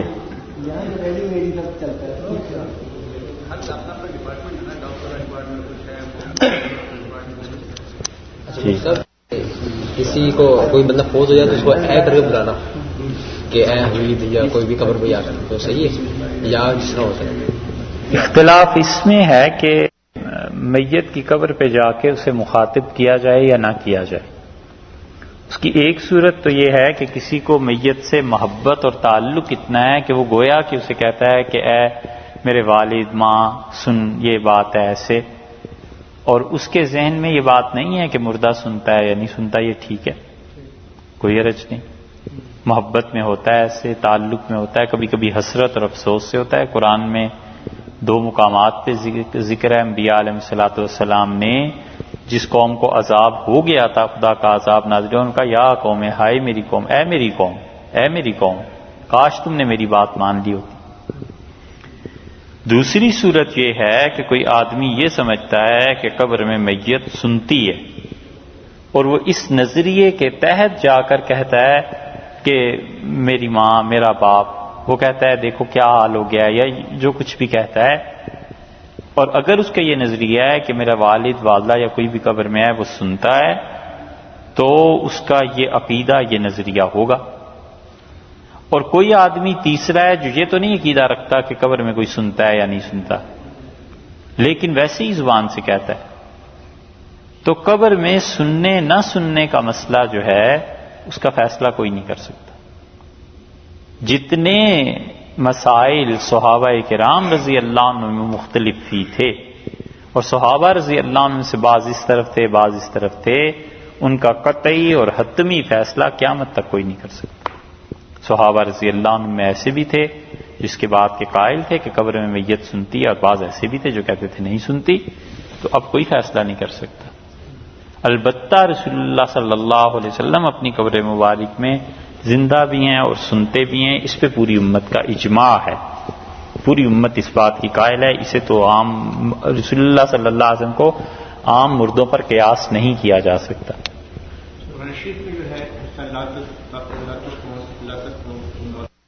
مجھے نہیں سنا سکتے انک لا تسمع الموتى. جی اس ریفرنس سے کیا؟ جی جو لوگ صحابہ رضی اللہ عنہ میں سے قائل تھے میت کے سننے کے، وہ اس آیت کے متعلق اس کی تعویل کرتے تھے. وہ کہتے تھے تم نہیں سنا سکتے، تو مطلب یہ ہے کہ وہ جو ایمان نفع کی بات ہے وہ اب سنا بھی دو تو انہیں نفع نہیں پہنچتا. وہ اس سے یہ مراد لیتے تھے. یہ حکم دیا ہے کہ قبرستان میں جاؤ تو السلام علیکم کہو. جی ہاں، یہ کہاں تک اس کا بالکل یہی ہے. اسی لیے وہ کہتے ہیں کہ اگر سنتے نہیں ہیں تو سلام کیوں کرتے ہو. اس کے بعد مردے جواب بھی دیتے ہیں. جی ہاں بالکل. یہ ساری مباحث جتنی ہیں بنیادی طور پہ مسئلہ یہی ہے کہ قبر میں میت سنتی ہے، یعنی جو کہتے ہیں سنتی ہے وہ یہی دلیل پیش کرتے ہیں. سنت کا کون ہے یا روایت کو ہے؟ کون سی؟ السلام علیکم کہنا آگے سے مردے جواب دیتے ہیں. یہ حضور صلی اللہ علیہ وسلم رسول اللہ صلی اللہ علیہ وسلم نے یہ فرمایا کہ تم میت کو سلام کرو مردوں کو. اتنا تو صحیح حدیث میں آیا ہے. باقی یہ کہ مردے اس کا جواب دیتے ہیں، یہ ابن قیم رحمۃ اللہ نے نقل کیا ہے. ابن قیم کہتے ہیں اس کو کتاب الروح میں کہ مردوں کا جواب ہوتا ہے. یہی دلیل ہے. اور بہت سے اکابر کی جو کہتے ہیں سنتا ہے، وہ آپ والی بات کہتے ہیں. وہ بھی ایک مسلک ہے. ہم یہ نہیں کہہ سکتے کہ وہ گمراہی ہے. لیکن جو لوگوں کا قبر پہ جا کے مانگنے کا وہ صحیح ہے. قبر میں جا کے مانگنا 2 طرح سے ہوا. ایک تو قبر پہ جا کے مانگنا یہ ہوا کہ آپ میرے لیے دعا کریں،